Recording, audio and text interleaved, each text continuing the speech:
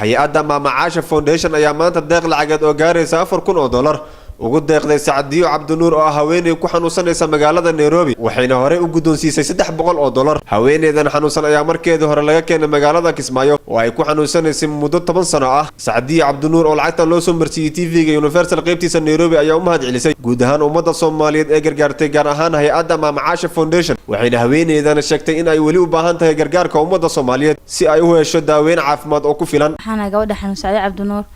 waxaa u mahadinayaa Universal TV Mama Caasho maxayto injineerka maxayto oo iska idaacada dadka muslimiinta meel joogan lacag waxay soo gaarsiisay Mama Caasho $300 haddana waxa la soo gaarsiisay $4,000 baahideedu wali way taagan tahay waxaan ka codsan dadka muslimiinta inay soo caawiyaan intii soo caawisan waxaan Ilaahay uga baryaa in ajran la koobkan ka siiyo xafad baan joogaa saalma gelin waxaan ka codsan dadka muslimiinta inay soo caawiyaan meel joogan dadka isoo caawin Ilaahay inuu ajri xasanaad ka siiyo aan la koobi karin. ilaahay baa mahadle waxaan mahad celinaynaa xamdi iyo maxamed shaqaalaha Universal oo hawshan ku hawlanaa inta badan isku taxalujinay gabadha miskiinta oo xanuunsan in ay soo gaarsiiyaan wixii muslimku ugu tabarucay Mama Caashadii ka shaqeysay injineerka iska lahaa idaacada dhammaan waa mahad celinayna waa mahadsan yihiin boqolkiiba bay mahadsan yihiin muslimiintu meel kasta ay joogaan waxaan ka codsanaynaa